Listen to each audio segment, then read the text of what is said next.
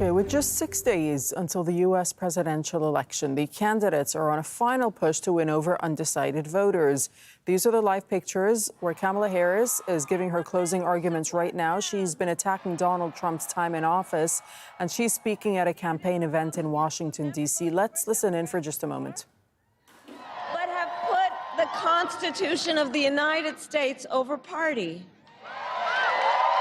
I've seen it in Americans, different in many respects, but united in our pursuit of freedom, our belief in fairness and decency, and our faith in a better future. America, I know the vast majority of us have so much more in common than what separates us. I know it. And that's why I am in this race, to fight for the people, just like I always have.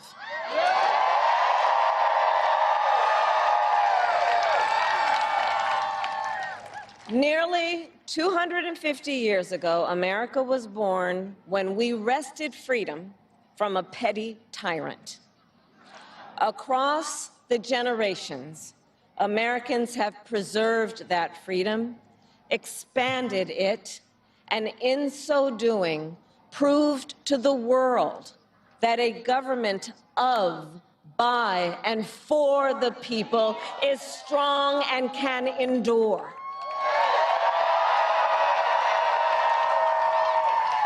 And those who came before us, the patriots at Normandy and Selma, Seneca Falls and Stonewall, on farmlands and factory floors, they did not struggle, sacrifice, and lay down their lives only to see us cede our fundamental freedoms.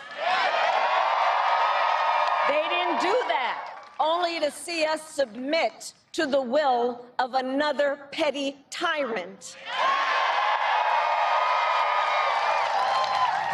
These United States of America, we are not a vessel for the schemes of wannabe dictators. The United States of America is the greatest idea humanity ever devised. A nation big enough to encompass all our dreams, strong enough to withstand any fracture or fissure between us, and fearless enough to imagine a future of possibilities.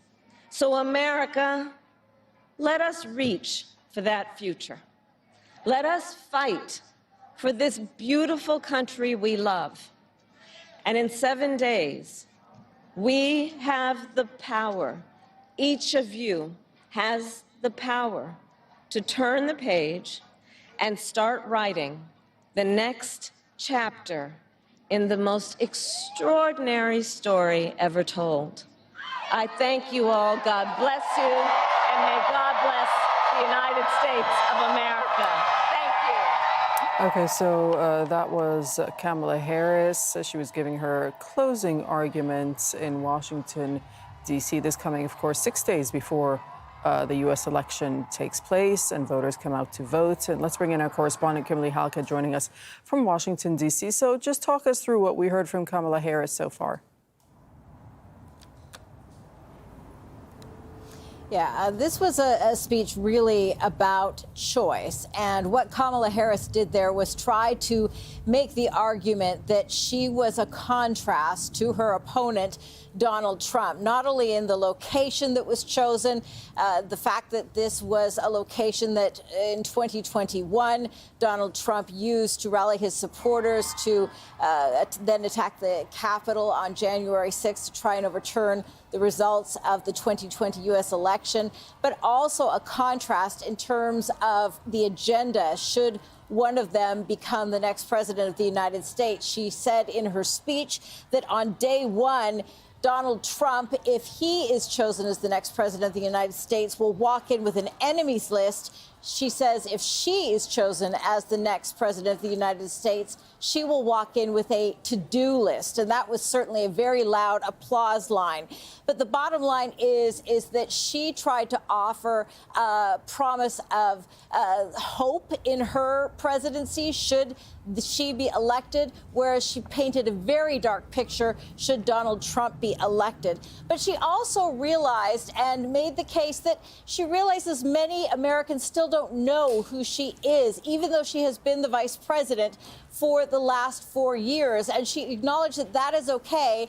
What she said was, though, is that she is offering a new generation of leadership, that it is time to turn the page, acknowledging that this will be a very different presidency than the one she has been a part of with Joe Biden, acknowledging that there are many unpopular policies in the Biden administration. For example, the fact that prices are too high, that inflation is high. In fact, she acknowledged that, saying that my presidency will be different. She said that the challenge had been to end the pandemic, but she says now there is a new challenge to bring down costs. So she really struck a lot of the important notes, some that Donald Trump has scored high with American voters, particularly when it comes to the economy, in order to try and win over those undecided voters with, as you mentioned, less than a week until Election Day. Okay, thank you so much, Kimberly. Thanks for that reporting from Washington. And speaking of Donald Trump, so this is what he's been doing this hour. He's been holding a campaign event in Allentown in Pennsylvania. Take a look at the live pictures, I believe. So Pennsylvania is a key battleground state in the upcoming vote on November the 5th. And his campaign is trying to move on from the fallout caused by racist comments made at a rally in New York on Sunday. So Donald Trump speaking right now at that rally in Pennsylvania. Alan Fisher is joining us from Allentown. Alan, what have we heard so far from Donald Trump? Well, you know, we had heard from Michael Whatley, who's the chairman of the Republican Party, and he said one thing that perhaps even Democrats would agree with, and that is Pennsylvania is going to be crucial in the election in a week's time. That's why Donald Trump has spent so much time here. That's why he's back here in Allentown on a Tuesday night, a week before the election, because early voting in Pennsylvania ended today. We're hearing Donald Trump go back on his closing message, the thing that he framed at the Madison Square Garden event in New York on Sunday, that essentially Kamala broke it, Donald Trump can fix it. Now, he's gone through a litany of things that he believes Kamala Harris is responsible for, including inflation and a border invasion, and he said all of that will end essentially in day one. He has a big list of things that he is going to do. But also the speech has been peppered with inaccuracies and untruths. In fact, just a very basic thing, Donald Trump, who's currently speaking to a crowd of somewhere around 10 to 12,000, said there were thousands locked outside. Now, I can look over here to my left. There is a few hundred, and certainly no more than that. And also, he was talking about Kamala Harris's crowd size, saying that sometimes they bust them in, and when it's on video, they use artificial intelligence. Obviously hasn't seen the pictures that we're seeing coming from Washington tonight. Donald Trump also has been trying to downplay the backlash from that rally in New York on Sunday when racist comments were made, particularly about Puerto Rico. That's a mistake when it comes to Pennsylvania, where this race is incredibly tight, because there's actually a large population of people from Puerto Rico or have Puerto Rican roots here in Pennsylvania. And in fact, we saw some people protesting against Donald Trump before the rally began. Of course, the comments were seen to be offensive, and that could be important because Kamala Harris is spending a lot of money targeting the Puerto Rican community in Pennsylvania, reminding them of what was said, hoping that may well tip the state. Because both Kamala Harris and Donald Trump know that with 19 electoral college votes, this is essentially the jewel in the crown of the 7 swing states. If you win Pennsylvania, it puts you in an incredibly strong position. That's why we've seen both candidates here.